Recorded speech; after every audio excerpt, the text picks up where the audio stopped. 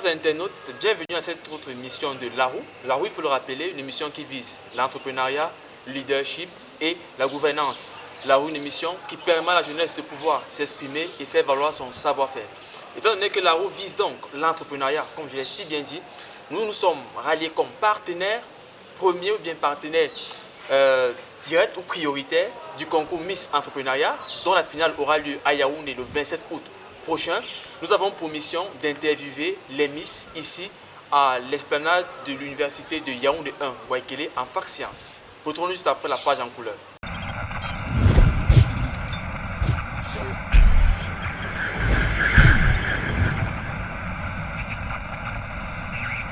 De retour ici à l'université de Yaoundé 1, Waikele, en fac sciences, pour interviewer les candidats de la première édition Miss Entrepreneuriat Cameroun, qui se célèbre sous le thème Entrepreneuriat féminin, un instrument pour le développement local. Il faut le rappeler, nous sommes à l'aide de la décentralisation, surtout après l'élection des conseillers régionaux le 6 décembre dernier, surtout après l'élection des exécutifs régionaux ayant à leur tête les présidents des conseils régionaux qui vont désormais accompagner les maires dans l'implémentation de la décentralisation. C'est donc la raison pour laquelle Miss Entrepreneuriat s'est donné pour mission prioritaire de promouvoir l'entrepreneuriat féminin comme un instrument pour le développement local.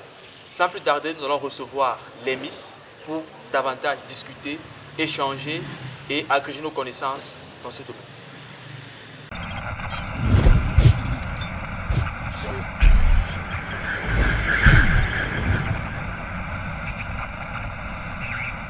Pour répondre à nos différentes questions sur le thème, il faut le rappeler, entrepreneuriat féminin, un instrument pour le développement local. Nous allons d'abord recevoir la candidate numéro 2, mademoiselle Rosine Yemele. Bienvenue mademoiselle Rosine Yemele. Merci. On espère que jusqu'ici la compétition se passe très bien. Oui. Nous en sommes à la 3e phase déjà. Exactement. Et la 4e phase sera l'écrit, qui aura lieu le 25 août, Exactement. avant la finale le 27 août à Yaoundé. Alors, nous allons discuter sur l'entrepreneuriat féminin comme un instrument pour le développement local. Déjà, c'est quoi l'entrepreneuriat féminin? Alors, s'il faut parler de l'entrepreneuriat féminin, je pense que l'idéal, c'est de s'arrêter d'abord sur le thème entrepreneuriat, parce que pour moi, féminin, c'est un adjectif qu'on a mis pour accompagner le monde. Donc, je préfère m'arrêter d'abord sur l'entrepreneuriat. Pour dire l'entrepreneuriat, c'est l'initiative d'une ou de plusieurs personnes, physiques ou morales, dans la réalisation d'un projet. Une initiative qui vise à réaliser un projet, principalement à répondre à une préoccupation, à répondre à une solution, à un problème autant pour moi dans l'environnement social. Donc ce n'est pas forcément d'abord la recherche de l'argent ou la recherche du gain, mais c'est parce qu'on constate qu'il y a un problème qu'on va entreprendre. C'est pour résoudre ce problème-là. Mais la particularité avec l'entrepreneuriat, c'est qu'il y a une valeur ajoutée. C'est-à-dire le projet qu'on porte, il y a d'abord des valeurs derrière qu'on veut amener les autres à comprendre. Il y a des valeurs qu'on va amener les autres à partager. Mais maintenant, surtout ce projet également, il a de la valeur ajoutée par rapport à ce qui peut déjà être sur le marché. Donc pour moi, c'est ça l'entrepreneuriat. Mais il devient féminin quand le projet s'est vraiment porté par une dame. Donc c'est pour ça, pour moi, l'entrepreneuriat féminin, c'est un projet, c'est une initiative qui sera portée par une ou plusieurs femmes. Alors, vous dites si bien qu'on identifie le besoin et ensuite on apporte une solution à ce besoin-là. Puisque nous sommes à l'aide de la décentralisation, comme je le disais à l'entame de l'émission, que nous avons la mise en place des conseils régionaux. En quoi est-ce que l'entrepreneuriat féminin joue un rôle dans le développement local? L'entrepreneuriat féminin est très très important dans le développement local dans la mesure où déjà partant sur la base du genre, nous savons que les femmes sont majoritaires en termes de population et quand on parle de développement local, ça veut dire c'est dans des zones localisées, donc ça peut être aussi bien rural que urbaine. Mais si je m'arrête par exemple dans le contexte rural, on sait que là-bas c'est les femmes qui sont plus en activité avec dans l'agriculture, dans l'élevage, donc c'est elles qui travaillent beaucoup. Donc si ces femmes-là peuvent entreprendre, ça peut réaliser des choses, ça peut être regroupé en association, en GIP ou quoi que ce soit qui peut être plus rentable par rapport au travail individuel qu'elles font. Je pense que le développement va aller très très vite. Donc, pour moi, l'entrepreneuriat féminin a toute sa place dans le développement local et c'est la femme qui fait tout. Nous savons aussi que quand on parle d'entrepreneuriat, on a dit c'est un projet, la femme est celle-là qui porte la famille, et maintenant c'est la femme doit être encore celle-là qui porte la société, qui nourrit et autres. On comprend que l'entrepreneuriat féminin, c'est normal que ça devienne le sujet de l'heure, ça devient comment dire, le trésor que toutes les organisations, les sociétés sont vraiment en train de promouvoir. Parce que là, la femme, Elle est mise en avant. voilà, elle est mise en avant, elle est valorisée, mais le travail de la femme déjà à elle seule, ça va permettre de résoudre plusieurs problèmes. Comme je dis, la femme elle est majoritaire, donc on a beaucoup de femmes qui sont en train de travailler de façon à développer la communauté. Ça va aller plus vite. Parce que comme je dis, dans la communauté, on a plus de femmes que d'hommes. Voilà. Et donc si ces femmes-là sont regroupées et que les initiatives qu'elles portent sont rentables, ça veut dire que le développement de la communauté va aller plus vite que si on se concentre maintenant encore uniquement sur les hommes, comme ce qui a été fait jusqu'à ces récentes années. Et maintenant, à côté de cela, la femme qui entreprend, c'est-à-dire même le niveau intellectuel va évoluer. Et cette femme va pouvoir mieux encadrer ses enfants, va pouvoir mieux encadrer la société. Donc, c'est-à-dire le développement va aller un peu plus vite avec la femme, l'entrepreneuriat féminin, avec la participation de la femme dans ce monde de l'université. Donc ça ne se limite pas seulement, ou les conséquences ne se limitent pas seulement au niveau du gain que ça rapporte, mais aussi au niveau éducatif, au niveau sanitaire, parce qu'il y aura plus de fonds pour pouvoir prendre en charge la famille. Exactement. Et aussi impulser l'économie du pays. Sans compter l'épanouissement de la femme elle-même, parce que là, elle devient quelqu'un qui prend plus confiance en elle. On connaît le pouvoir de la confiance en soi. Une femme qui travaille, qui sait qu'elle est utile à sa communauté, à sa propre famille, à elle-même, je pense que c'est une armée, ce sont des guerriers qu'on est en train d'élever, et c'est pour le développement de l'Afrique en général, même si on va dire développement local, c'est l'Afrique en général, et en particulier le Cameroun, et dans la zone qui sera ciblée en fait. Ouais, ce d'autant plus on sait que la première puissance économique européenne, c'est l'Allemagne, qui a pour dirigeante une femme, Angela Merkel, mais aussi la pandémie du coronavirus a révélé que les femmes en matière de leadership de crise ont mieux géré que les hommes. Et aussi que les Nations Unies, puisque vous parlez tout à l'heure de zone rurale, la journée de la femme rurale, le 15 octobre de chaque année est célébrée pour davantage valoriser la femme. Mais vous avez si bien dit, vous avez si bien montré l'importance, l'intérêt apporté à l'entrepreneuriat féminin au niveau local. Est-ce que cet entrepreneuriat pour vous ne rencontre pas des obstacles aujourd'hui?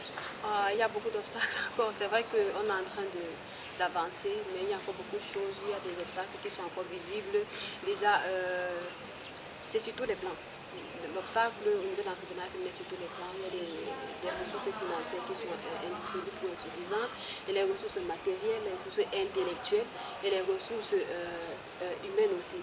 Pourquoi je dis ressources intellectuelles? Ressources intellectuelles parce qu'on constate la sous-scolarisation des enfants. On a encore des zones, par exemple chez nous au Cameroun, où la femme, la jeune fille, on ne voit pas trop l'importance de l'inscrire à l'école. Donc c'est plus les garçons qui vont à l'école. Il y a encore des zones comme ça. Donc s'il y a encore des zones comme ça, on comprend qu'on est en train de ralentir le développement de cet entrepreneuriat féminin-là.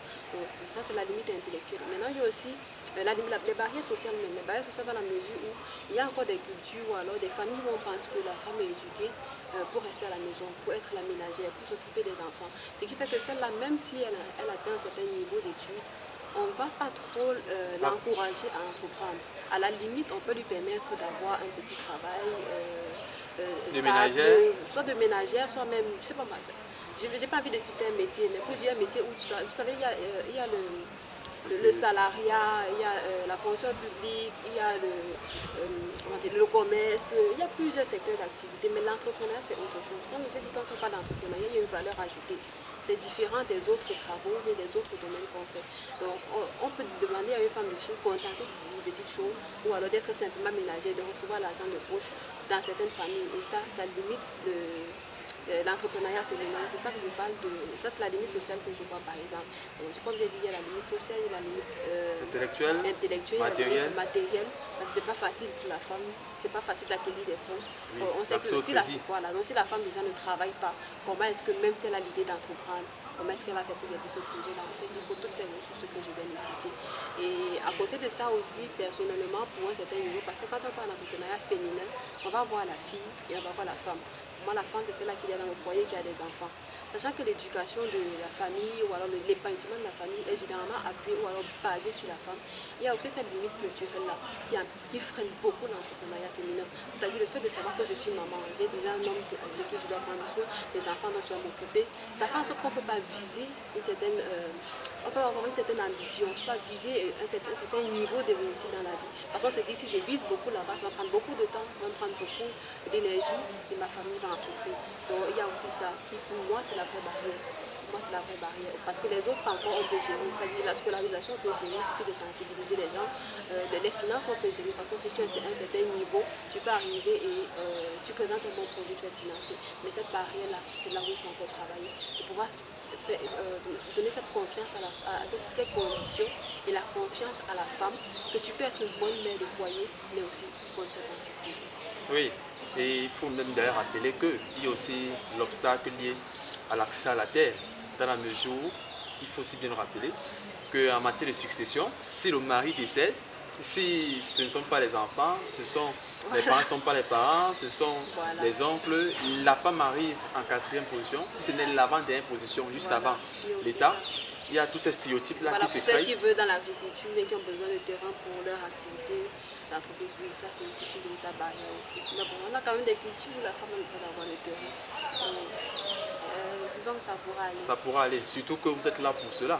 Mais puisque vous êtes là pour ça, vous pouvez donc nous dire comment allez-vous promouvoir l'entrepreneuriat féminin? Alors, comment est-ce que je vais promouvoir l'entrepreneuriat féminin? C'est en accompagnant déjà les jeunes filles, il faut sensibiliser la femme à avoir confiance en elle. C'est-à-dire, c'est de faire des conférences, c'est d'avoir des ateliers, c'est d'avoir des rencontres de sensibilisation avec les jeunes filles et avec les femmes pour leur faire comprendre qu'elles peuvent y croire, qu'il y a des opportunités qui sont au-devant d'elles.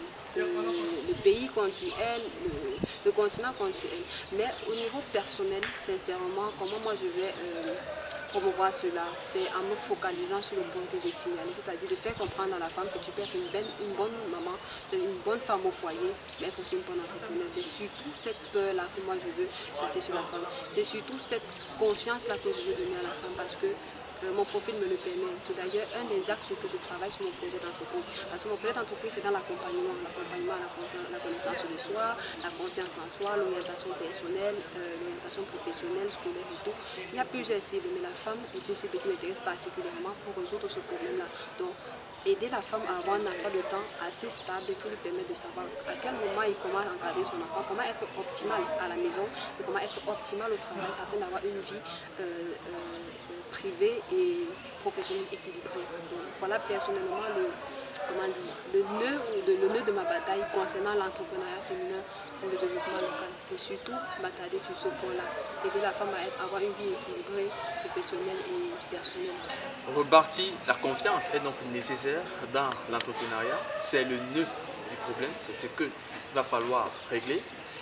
Mademoiselle Rosine Yemley, nous sommes arrivés au thème de nos échanges. Qu'est-ce que l'on peut retenir de votre passage ici à la rue? Okay, if there is something to have in mind concerning my interview, is that my name is Rosine Yemley, first of all, and I'm candidate number 2 to the concours Miss Entrepreneuriat Cameroon 2021. And like he said, the aims of my project is to help women, to empower women to have self-confidence on them. They have to know that they are able to have a stable life. They have to know that they can be good mothers and also good businesswomen. So that's the focus on which I want to work. And also I can add that women are very, very needed to the local development. So we women need to put hands together for this purpose. We really need to integrate this our society, this what we are calling entrepreneurial to work, because the land needs us, the country needs us, the continent needs us, and our families need us. So we really have to work hard for this purpose. Thank you. Thank you. Nous sommes arrivés au thème de nos échanges, comme je disais tantôt. Nous n'avons plus qu'à vous souhaiter bonne chance pour la suite de la compétition. Merci. Nous souhaitons bonne chance pour la 4e étape qui sera décrite et également en finale. La roue sera là pour vous accompagner. Et on espère que vous reviendrez juste après la finale de Miss Entrepreneuriat Cameroun. Merci. Chers internautes, nous sommes parvenus au thème de cet échange qui vise à discuter, échanger avec les candidats de la première édition du concours Miss Entrepreneuriat Cameroun. Nous espérons que vous avez été convaincus. Nous vous invitons davantage à vous impliquer à travers vos contributions sur nos différentes plateformes Laroue, que ce soit sur YouTube ou bien sur Facebook. Nous vous invitons également à voter, à liker, à vous abonner sur nos différentes plateformes et nous espérons que d'ici là, nous allons nous retrouver pour d'autres émissions. Nous remercions également le promoteur du concours Miss Entrepreneuriat Cameroun, M. Théophile Kamga, qui est par ailleurs le superviseur de l'émission Laroue. Nous remercions également toute l'équipe qui nous accompagne au quotidien, notamment mademoiselle Edith Makounielor, qui est la caméra woman. D'habitude, on voit les hommes derrière la caméra, mais là, il s'agit d'une dame, grâce à qui on réalise toutes les émissions le mardi. Mais aussi tout cela qui présente, qui, de par leur présence, de par les idées, nous accompagne. Je suis Lionel Mouaga, j'étais au micro de présentation. Je vous dis merci et à la prochaine émission.